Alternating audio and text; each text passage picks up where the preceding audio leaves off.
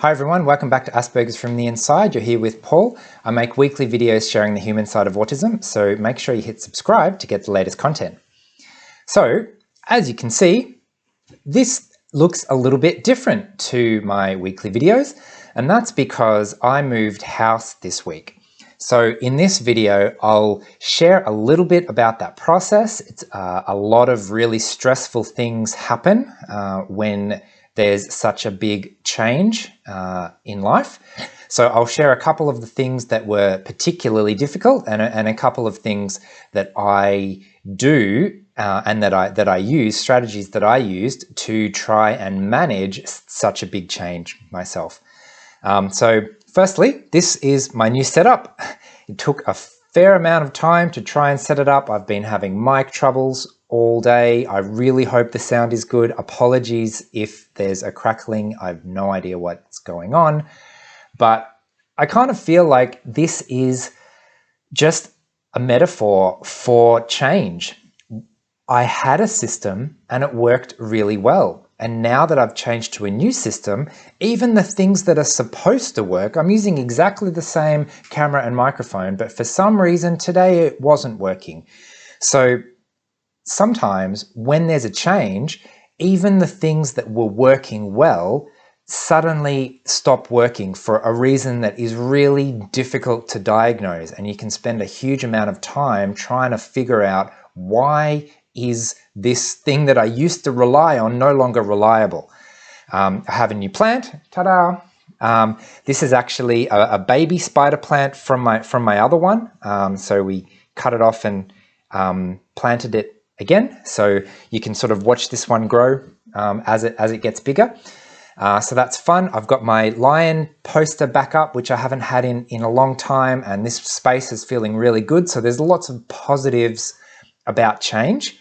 Change has opportunities and challenges and is a necessary part of life, but is really challenging for a lot of reasons. So the main reason is that I rely on routines a lot in everyday life to manage the everyday necessities that you need to do every day. So even things like getting up and having breakfast and getting dressed and all of those really basic things, I had a way that I could do that so that it didn't take too much energy. And usually what I mean by energy is brain power. I have a limited amount of decisions that I can make during a day. Now, and if I have to think, where are the spoons? Where did I put my cup? How do I, all of those things that I have to think about because the place is new and I don't have an autopilot that I can rely on yet, then that is draining because I need to use my brain to be present and aware of what's going on and navigate a new situation. Whereas previously, I had an autopilot. I would just click on the autopilot. I could be half asleep and make my breakfast in my sleep, and it would not be a problem. So there are, as you can imagine, a lot of new things to have to navigate. The move process in itself is really stressful. We only had a little 2-bedroom apartment, but still it's amazing how much stuff you can accumulate even in a really small space. So on top of just the physical work of actually moving and packing and unpacking and setting up and rearranging, I can't just get to a new place and implement exactly the same systems that I did in my old place, because the old systems were tailored and optimized to my previous surroundings and situations. Now they don't fit. Now I need to create myself some new habits and new strategies and new routines and find a new way of doing things. And for me, that's a huge amount of upfront work that change requires, because I can't just go through life without routines. It doesn't work that way. So I need to spend the time and energy right now finding what is the optimal way to live in my new situation. So a good example is I just spent most of today trying to figure out what setup I could have so that I can easily hit record and make a video like this.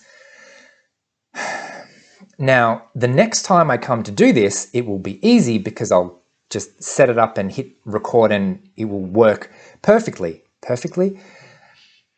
Hoping and praying that it will work better next time. But the initial setup cost is really large. And I guess this is the main message of why change is difficult, because the cost of change is very high immediately. And then once I get used to something, it's not actually the new situation that is draining or more difficult. It's the fact that it will take a while to get used to the new situation so that it's as effortless as my previous previous way of doing things.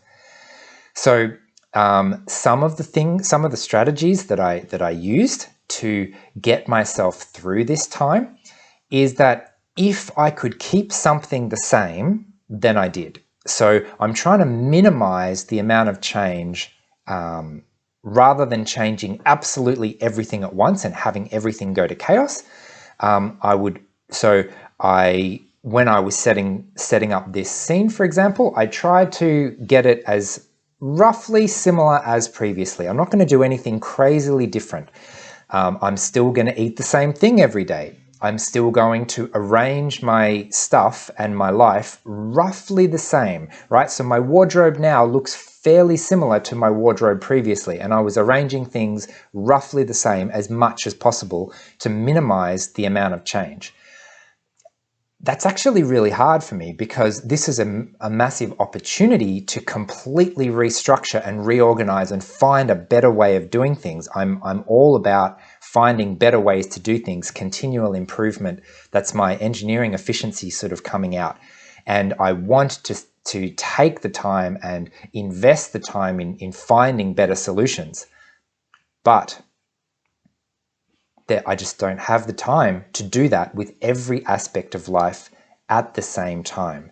So the general principle is, if you're changing something, change one thing at a time. If you're implementing a new habit, implement one new habit at a time. If you're working on a particular area of your life, if you're trying to improve a particular relationship or a particular thing at work or a particular mental health habit or something, it really helps to focus on one thing at a time, because change is challenging and difficult and it can throw everything into chaos. My analogy is like, juggling balls, and if you add one extra, they all drop. So sometimes it feels like everything drops. So to manage a change like this, I need to set up as many things on autopilot in the background as possible, so that I have a couple of days to adjust to this completely new situation without my rent falling over, or without I still need food, I still need clothes, I still need transport, I still need all of these basic things. I deliberately set myself up so that I could take 5 consecutive days off work without checking my email. Things like that. If I had that in the back of my mind ticking over, oh, there's this one email that I need to finish unpacking and then respond to, that would be a huge extra stress. So the more things I can put on autopilot in the background, the easier it's going to be for me to have the energy to focus on dealing with the change that is right in front of me. Because once I get over that hump of the first little bit of the change, the rest is relatively easy. Case in point, once I've set up this shot and got my microphone working, I really hope the microphone is still working. I had so much trouble with it earlier. This will be much much, much easier next time. Sometimes when I'm explaining autism to teachers in school professional developments and things, I share my learning curve, and I have to spend a lot of energy up front to finally figure something out, which can make me seem really slow sometimes because everyone else gets it and I don't get it yet, because my version of getting it is significantly higher. I need to understand 99%, 100% of this situation before I feel like I get it and I'm in control. So I need to set up my situation and my routines and structures and everything very well in order to feel like I'm in control.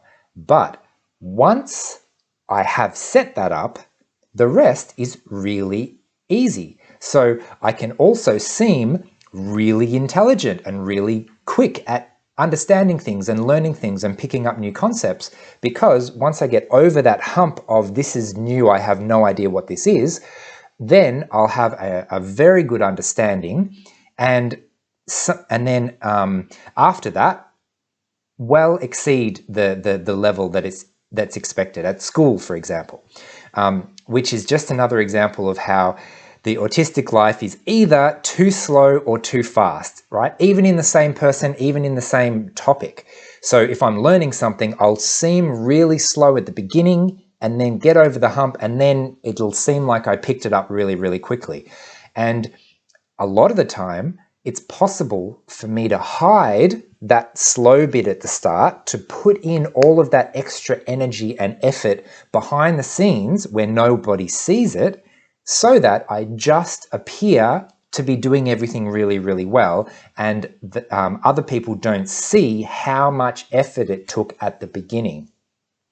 So, moral of the story is we need to acknowledge that change takes a lot of effort, takes a lot of energy. Hiding the fact that it takes a lot of energy to change, even just changing a pair of shoes or getting a new backpack or changing what I have for dinner every night. There's a cost involved in change. This is one of the reasons why a lot of us don't like change very much, because when we find something that works, great, it works. Let's just stick with it. I don't know if you can relate to that. I'd really love to hear. Let us know in the comments what your strategies around change are. If you like to have the same thing and avoid change, and if you have to change, what do you do? But it costs energy. Acknowledging that it costs energy helps us to plan to change, to repeat myself endlessly. That is the point. Repeating myself endlessly until eventually I hit stop and figure out how to say goodbye. So anyway, thanks for watching. I really hope the sound worked. Try again. I've shared some behind the scenes stuff with our Patreon community. So if you'd like to see some of that, please consider sponsoring the channel financially. Otherwise, I hope you like the new setup, and fingers crossed this gets easier. Thanks for watching. Let us know how you deal with change in the comments, and I'll see you again next week. Okay, bye.